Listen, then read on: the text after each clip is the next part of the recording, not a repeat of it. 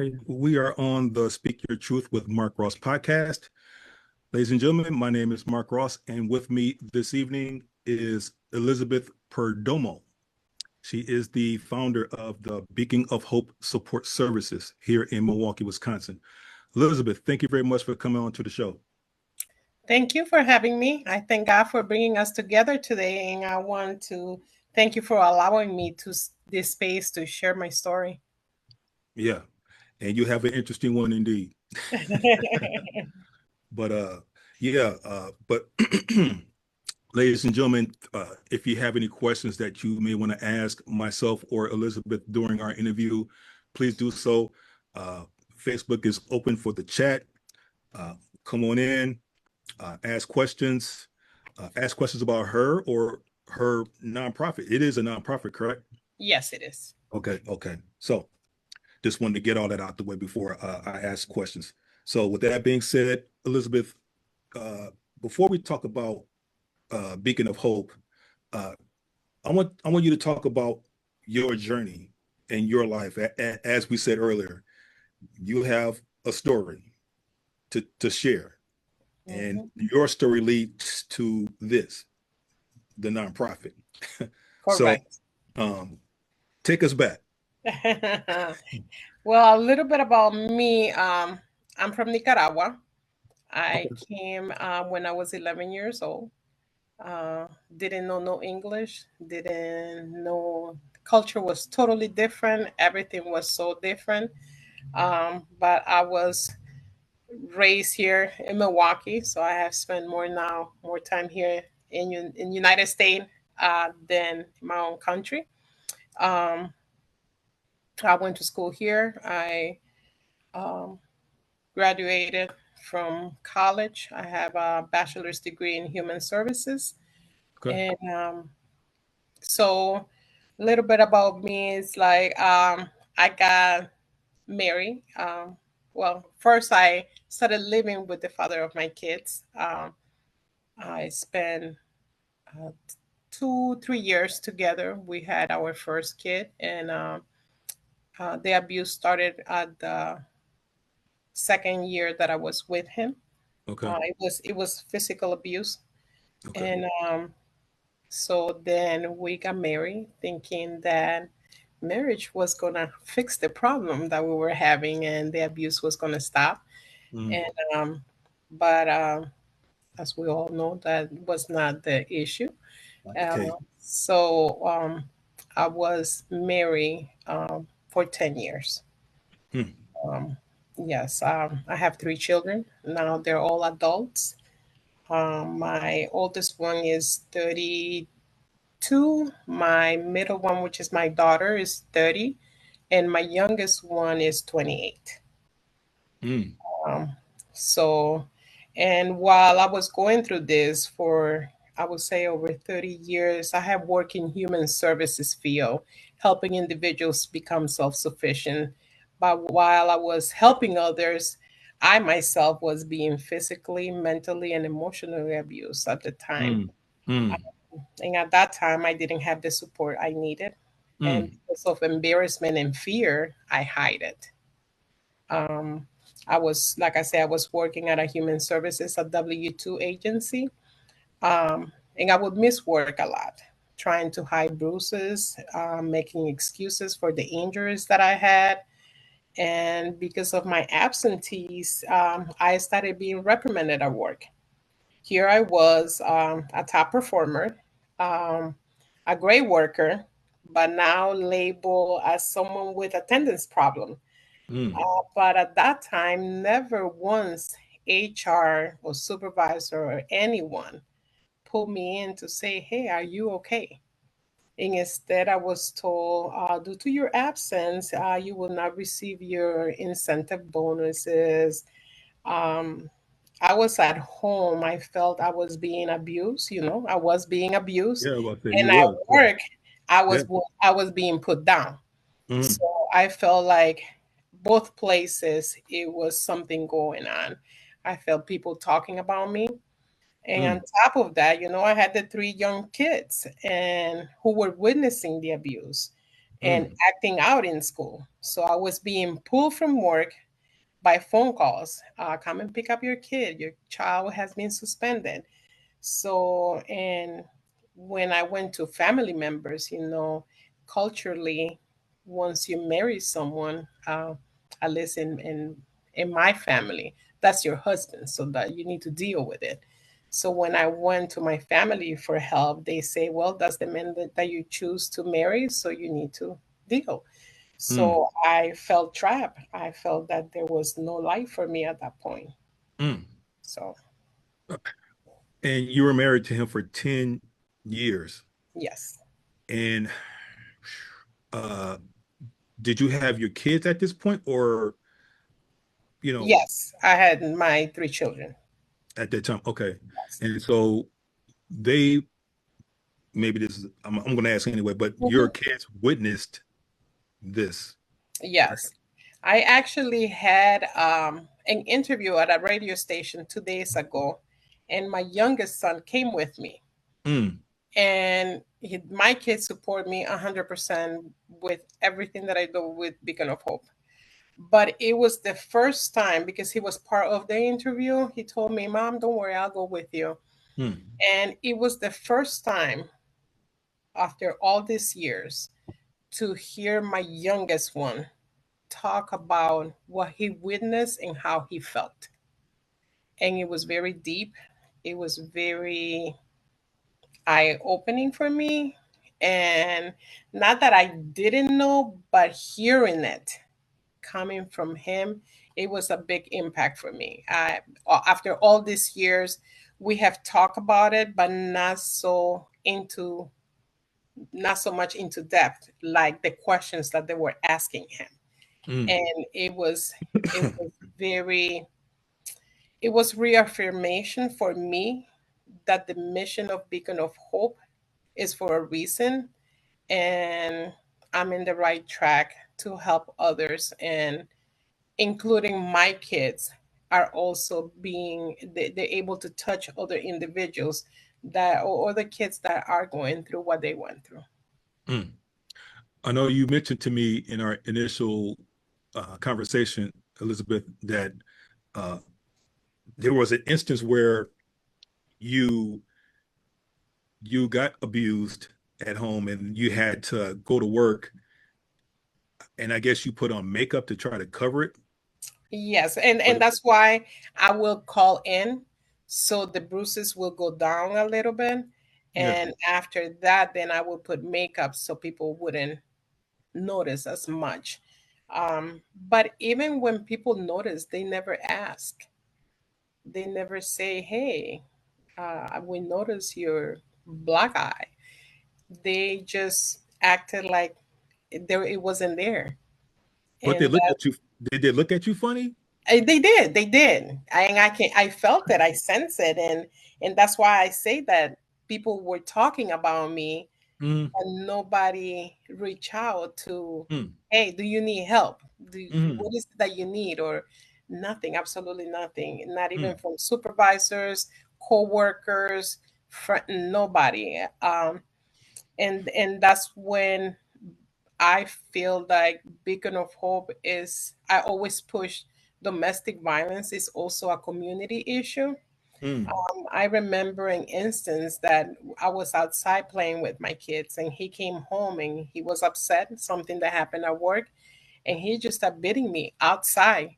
And there were people sitting in the stairs in other houses, and they just went inside. I was mm, on the floor, him kicking me. Nobody called the police. Nobody, and I understand people get how I don't we don't want to get involved, and totally understand.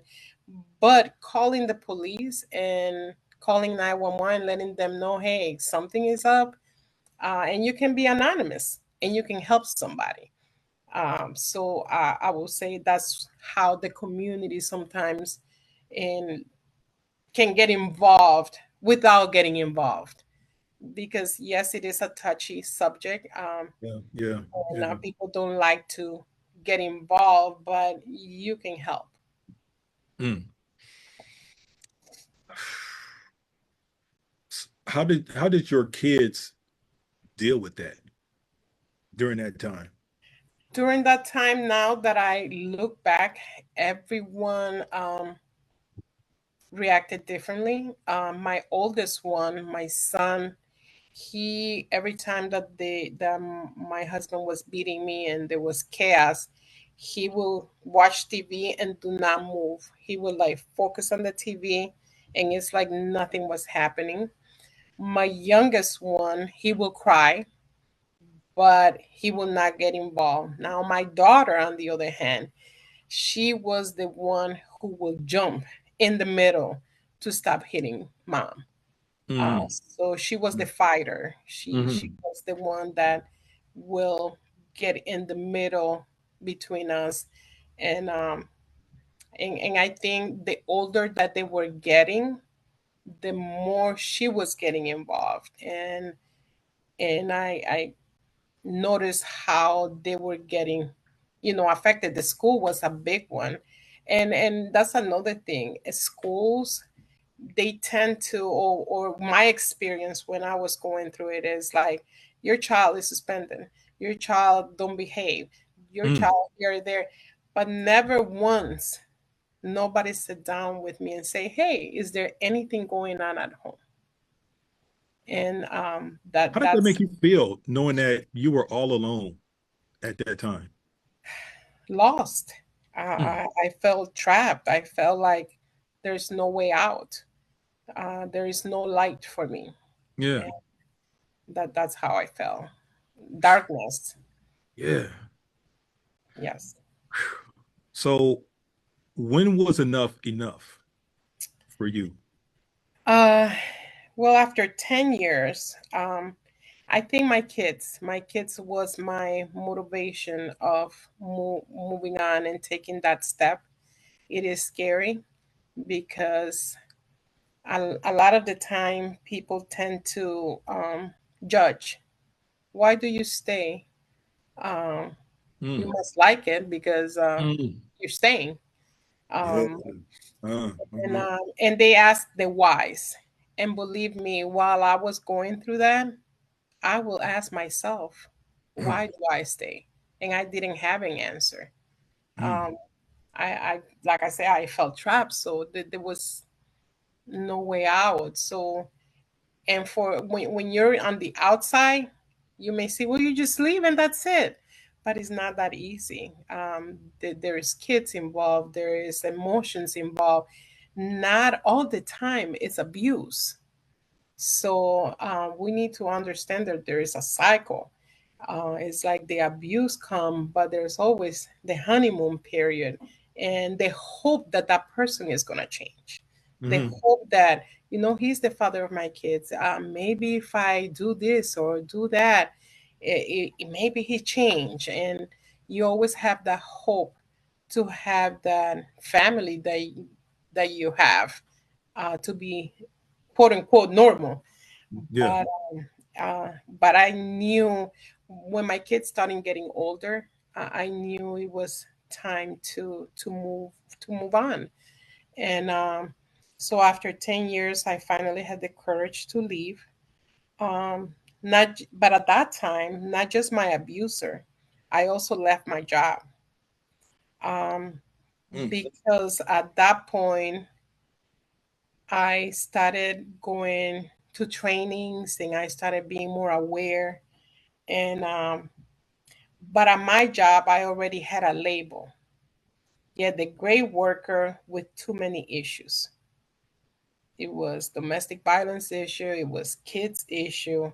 So Mm. I knew at that point I had to start over, not just personal, but professionally. Mhm. Mhm. So I did, and in 2010, I my life began to change a little bit. Not perfect, but a little bit more stable. And I promised myself that no matter where I worked, no matter where I was, I will always ask somebody, "Are you okay? How are you today?" Um, and I Mhm. usually try not to accept people. We tend to move on so fast. Oh, good, good, because people used to tell me, "How are you?" "I'm good. Yeah. A black eye, but I'm good." Right. Right. Yeah. So now I usually say, no, how are you? I just want to know how you are.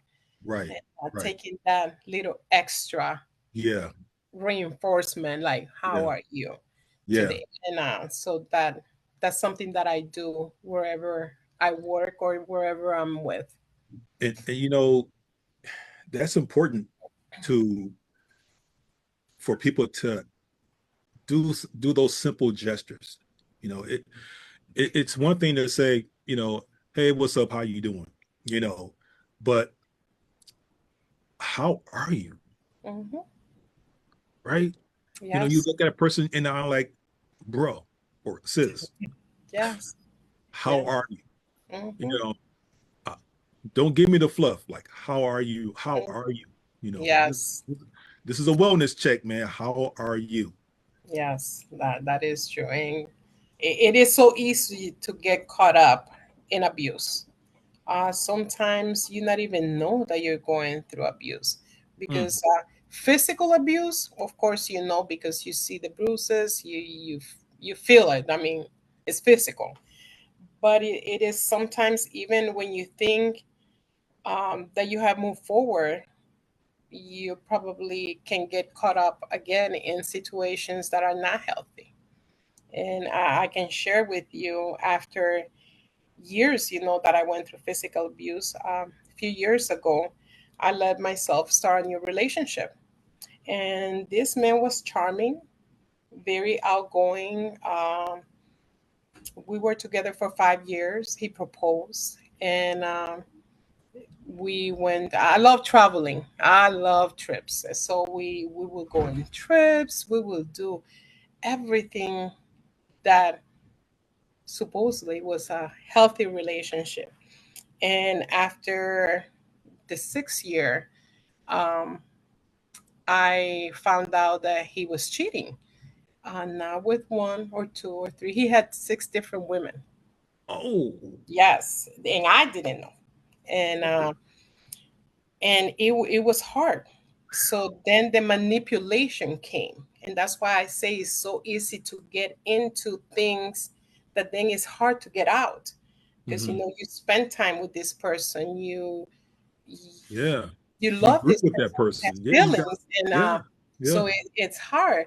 So I have to thank God that I always says that when you're faithful to God, He reveals the people of who they are, who they really are. Say that one And more time. Say that one more time. yes, when you Everybody in the are back can hear that. yes, when you are faithful to Yeah. God, God will reveal who those people are, who Mm, they really are. hmm Um, and when I started, and the one who liked at that point was his mom. His mom was dying, and she was the one who told me, you are a great woman, and my son doesn't deserve you. So please move on. And that was like a red flag for me. I'm like, this is your mom telling me this. So Yeah, it's like something yeah. must be going on. And I mean, women's we can be investigators too. So it's like we're detectives. So yes, I found Yeah. out that he was, and the sad part was that he was not only being unfaithful to the relationship, but he was using these women. These women, I ended up finding out who they were, and these women were women that were older, 60 plus, and they were women that were overweight, so their self-esteem were not there. So he used to say he had toys. He had a motorcycle, sport cars. He had a beautiful boat. I believe he still does. I don't know, but he obtained all this through these women. This women was providing all this to him, and at that point, like I say, it was hard to understand why somebody will do that. But I had to, at that point, had to make decisions again and end the relationship because everything that he was doing, it was against my morals, my values. And at that time, I was starting to think about Beacon of Hope.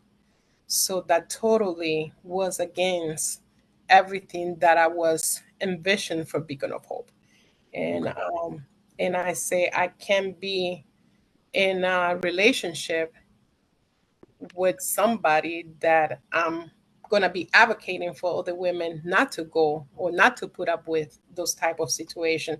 But manipulation, it can be very hard, and abuse doesn't always look the same.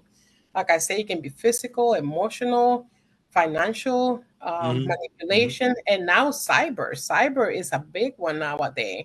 Yeah, we talked about that. Yes, we Yes, did. and Yeah. that's why awareness and education at all time, it is so important. Mm. I mean, people think that, cyber bullying is I don't know. I think people underestimate that cyber bullying, but Yes. that's real. That's I real. think nowadays we live in a world with so much technology and advancement, but yet we are missing the most important thing, the human side. So I think we need to be, as a community, as individuals, we need to be mindful of that. Mm. Wow. Yeah. Did How did your husband feel when you left? What Uh, did he flip his wig? Did he? I think I did it very. My daughter, she was like, "You're very slick, mom." I think I told him. I remember when we got divorced, we even drove together to the courthouse. And how I put it was, um, if we get divorced,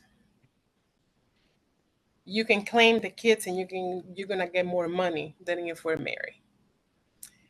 And he believed that, and he agreed to get divorced. And then the way I put it after, I was like, we can't be living together, because if they come and investigate us, you're gonna go to jail, because then you're committing fraud.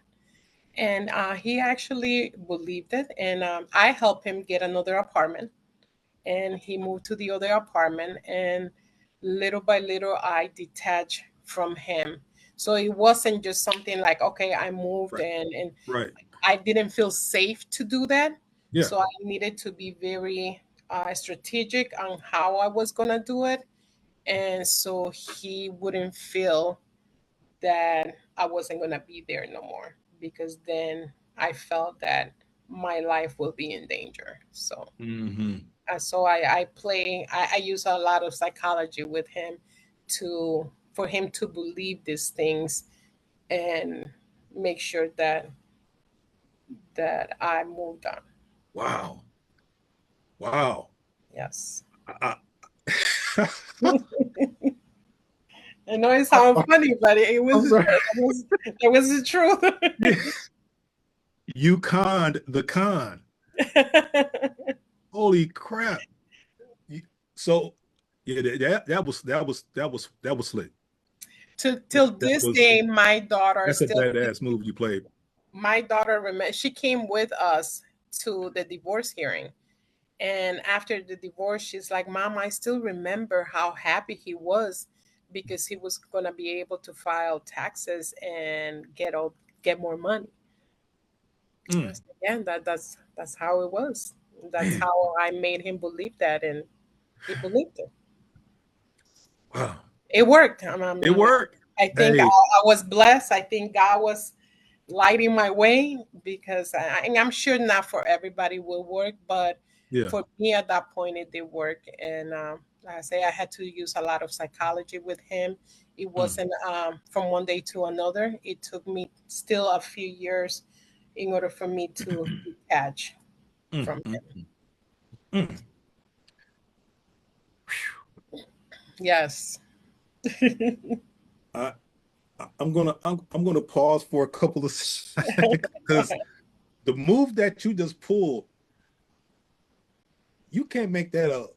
No. And You I can don't even make know that how up. I made it up. You cannot make that up. That's a player move.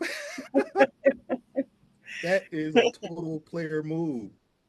Yes. Oh, and I'm looking at the chat. My wife, she made a comment.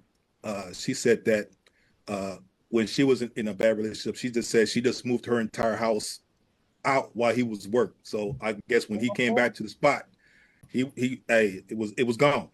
Boom, you know. And I thought about doing that too, but I was kind of scared because he knew my family and he knew where I worked. He knew too much of me, and I wasn't going to stop working. I needed to work. yeah, And yeah, because I had so many blocks from the community and from agencies and from my job and everything, so I didn't know about the shelters. I didn't know about other resources. And unfortunately, at that time when I looked for help, everybody was like, well, did you put a restraining order? If you don't have a restraining order, we cannot help you. Or if you don't put him in jail, we cannot help you. If you're still with him, we cannot help you. So it was like everywhere I turned, I couldn't see the light. man. So so You I but doing what your wife did, yeah, that I don't blame her. I'll be like, I'm hey, not. sometimes you got to do what you Yes, gotta do. yes. And again, player move, player move. So, uh, she also made another comment here. And mind you, for those that's listening to our interview, if you have any questions or comments, please chime in. Um, I'm more than welcome to present the questions to Elizabeth or even to myself. So um, come on in with the questions. Another comment here says that he knew where she was and Mm, stalked her for 6 months. And uh-huh. he went to prison and still mailed letters to her. I mean, Yes. she had to get a restraining order out, as she says here, but yeah, nothing worked. So from her aspect to yours, I mean, how how difficult is it for women to detach from abusive scenarios? How difficult, because I'm sure you dealt with that for 10 years. It is very difficult. I have to say that is, and when you decide to leave, we need to, and I want everybody to understand that that is the most um, dangerous time when you're living in abuse relationship. Mhm. Anything can happen, and people say restraining order. It is good to have restraining order. But at the same time, when a man goes in that state of mind, you need to be cautious because you can lose your life. Mm. Just in Wisconsin, statistic in 2023, I think last time I read it was 85 cases of individuals that lost their lives here in Wisconsin only. That's a lot to me. This, And that was back in 2023, and it has increased um, recently. So mm, it is very dangerous when you're trying to leave a relationship. And people, like I said before, people tend to say, well, why do you stay? What keeps you there? Or they if you haven't been in that situation, you don't know how hard it is to mm, break that cycle. It mm, is super hard mm. and dangerous. Oh yeah, oh yeah, oh yes. Uh, which leads me to ask you, how did you begin your nonprofit? Okay, Beacon of Hope. Um, Beacon of Hope was just a thought. I always thought someday I'm gonna do something to help individuals and provide what I wasn't provided. Um, and it was like I say, it was a thought. And then a friend of mine I invited a friend of mine to a church. We went to a church. She was going through some personal issues. And the pastor said, whoever needs prayer, come to the altar. And I say, you need prayer, so come on.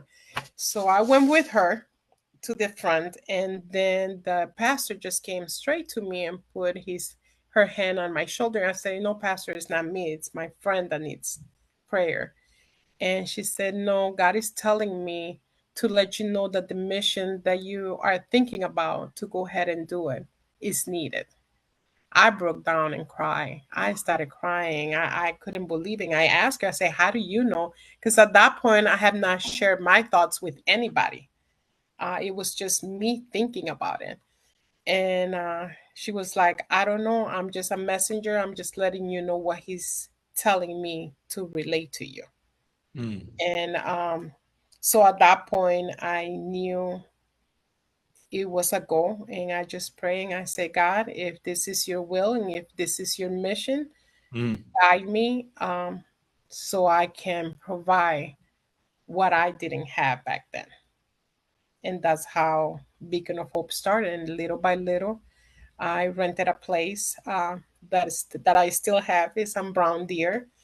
That's I have two office space. One is the workshop room. The other one is an office space. In my office space, I also have a little drop-off daycare. So if women come for the workshop and they don't have no one to watch the kids, they can bring the kids. I always have volunteers that are there to assist with the kids. And I have to say that God has guided this mission to be where I'm at right now. So, Mm. Mm. yes. Does your organization help men? Yes, most definitely. I think abuse come in different forms, and it doesn't discriminate if you're a man Mm. or a woman. Mm. So I am open to anyone that is going through that. After the years, also I also work with the offenders. Mm. I have a special curriculum for offenders that is called From Harm to Healing. Mm. At the beginning, when I started Beacon of Hope, I didn't have that, but now I have a cordial relationship with my kid's father. And one time I asked him, why did you abuse me? Why did you hit me? Why did you treat me? He actually came to Beacon of Hope grand opening. And I did my testimony at that time. And it was the first time he heard how I feel and everything that I went through, even though he was the one who put me through. And Mm. he told me, he's like, Elizabeth, I didn't realize everything I did. And he said, that's all I knew from my parents.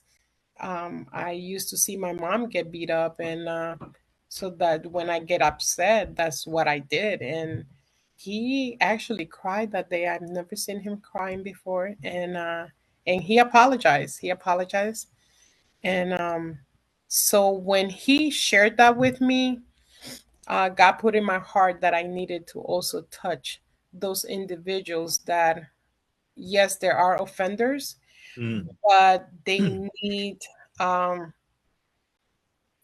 uh, they definitely need some type of guidance that there are other ways instead of abuse. Mm. I'm not saying that it's going to work for everybody, but I think everybody's different. And if you have your heart, if you have an open heart for change, um, I think it will happen. So I do have that curriculum with offenders. I Yeah. actually had two that have contacted me, and I asked them who referred them to me. They say the courthouse, so that was a good thing. That means the Beacon of Hope is at the courthouse and the referring individuals. So I was Yeah. happy with that. Yeah. Um, I think the stigma of domestic violence also in the Black and brown communities is a big thing. And I have had individuals that call me and say, "Hey, I need help. I don't want to do this, but I'm embarrassing. I don't want to go into the office." So what I do now is do Zoom, and if they don't want to show their face, that's fine. We do it over the phone, and Mm, we talk, we plan, and I give them directions. I help them get counseling, and I try to connect them with the right resources. mm. Uh, Elizabeth, you commented about your husband uh, being around abuse growing up, and that was all he knew. That struck me really hard because so many people out here are victims of their environment. Yes. They, you know, and when chaos and abuse is all you know, it that's just crazy to me, you know. And I mean, I didn't have a the picture perfect Hmm. environment growing up myself, but I mean, I mean, good grief, to to to to look at you and say, beating people up is all I knew because I got beat up. My mom got beat up, my brother and my sister, and everybody got their ass whooped. Is their Like, norm. it's the norm, and it's wild. But I, I think too that we're getting kind of desensitized to it because we see so much of it, and it's like you say, it's normal nowadays for people to even, I don't know, to to to prefer it. And that's why I say that community, it's a community problem. It's not just the offender, it's not just the victims, it's their families, it's Yeah, community. yeah. And we need healing, we need accountability, and they're both necessary for Mm, change. mm, Um, mm. so, And we and need that, people to speak up on it, speak up and speak out. We can't hide in silence, and I speak from a mental health perspective when I say that I hid in silence. I suffered in silence. And from your perspective, Elizabeth, I think that a lot of people, men and women, we people need to start speaking up and speaking out on it right. because, like you said, our communities need healing. Mhm. We need healing from in many different facets, you know, spiritual healing, emotional healing. Uh, Right. we need all that. We need Definitely. all of that. I, And go I ahead. I also have a special curriculum for companies or agencies. So so we can bring awareness to the employers, to schools, so we can recognize when support is needed. So I just want to make sure that we are asking the right questions. It is hard to get through agencies or companies, because they don't want to deal with it. So but I think the more we put it out there, hopefully the more awareness and the more they're going to be open to bring those type of trainings to employers or to leaders, so they know how to handle when somebody is going through domestic violence. Hmm. Here's a crazy question. Have you ever encountered somebody in your work that tried to get out and revealed to you that they're possibly going back? Yes, um, that happens, and it happens a lot.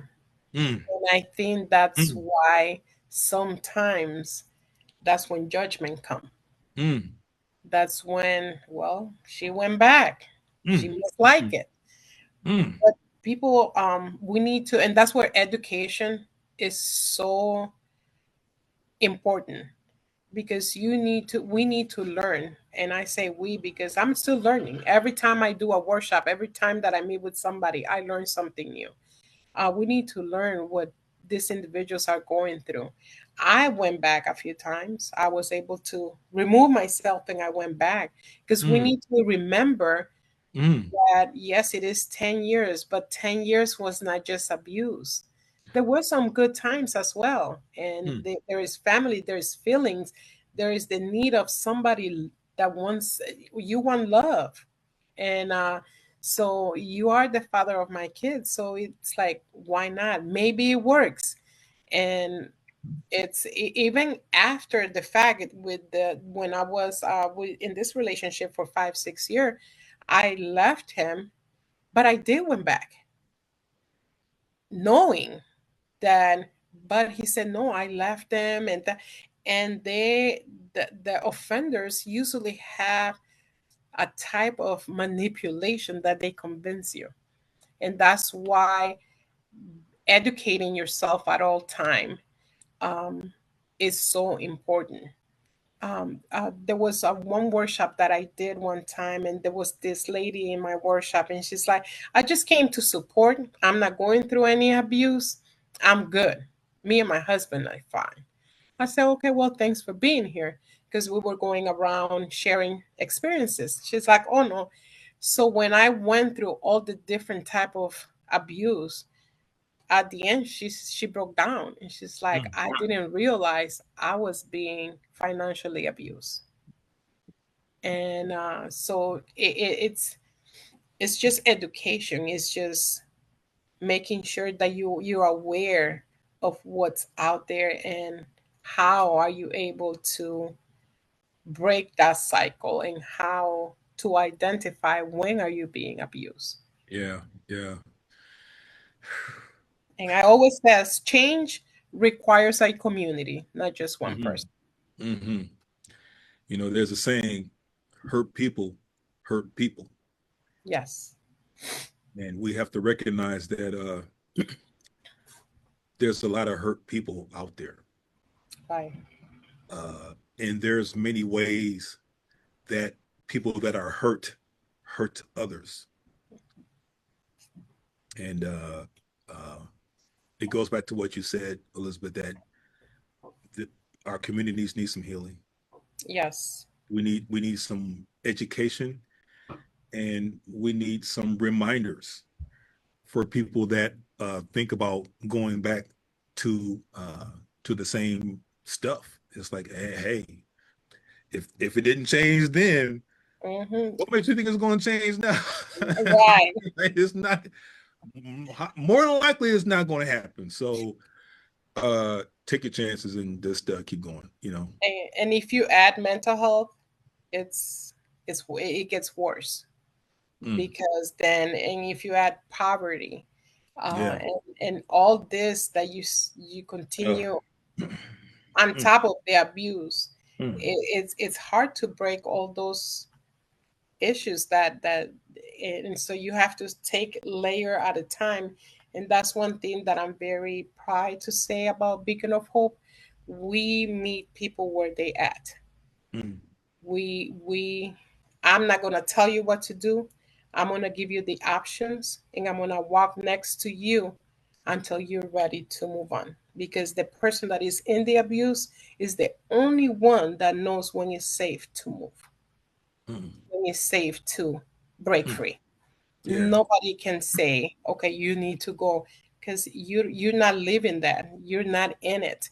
So, and that's one thing, I have clients that have called me and said, yeah, I want to meet with you, but I don't want to meet in an office so people don't see me that, or my abuser don't see me that I'm going in there.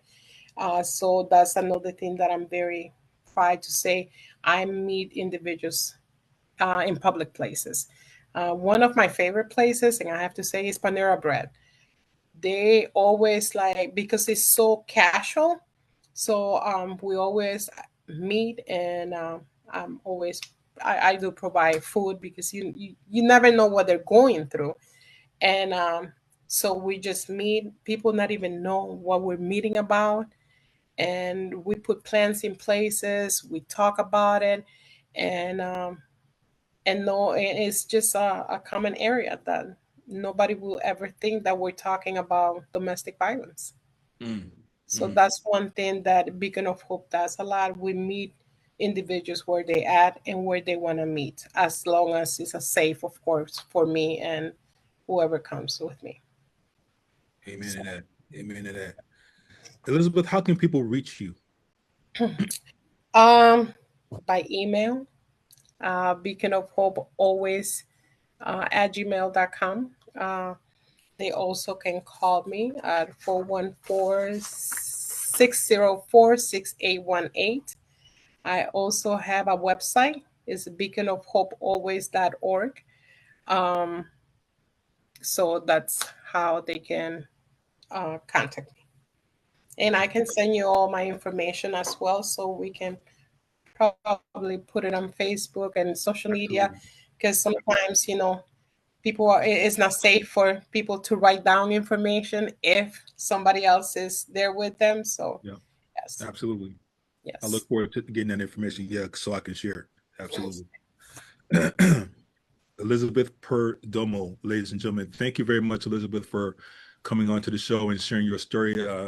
It touched my heart, um, for real, and I'm glad that people like you are out here doing the work, and you're not only just doing the work, but you're meeting them where they're at, uh, which is very important and very reassuring, I would assume, to the people that you're servicing, because uh, one of the things that I think that would help people come to you is that sense of security, Right, sense of being safe, right. and and trusting that that you are doing what you say you're going to do. Right. And I want to share with you that since January of this year till now, Beacon of Hope have served 786 individuals Hmm. through one-on-one support, workshop, and community events. Hmm. So that really fills my heart, because I have always said one person at a time. Hmm. So, Hmm. and before we close, also, I want to invite everybody to my third annual walk for domestic violence awareness. It's going Hmm. to be October 19th. It's a Saturday at Wilson Park, and it's from 9 to 11. So, and I am also partnering with Milwaukee Community Land Trust.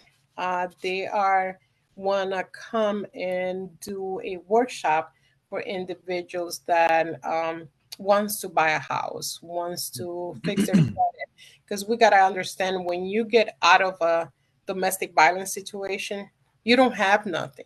Hmm. And I'm talking for You start experience. from Like, zero. Yes. you start fresh. It's like, well, not fresh, but it's like Yeah. you A got blank nothing. slate all over. Yeah. So I'm having a workshop on September 13th at 9:30 in the morning at in my location at 5600 West Brown Deer Road.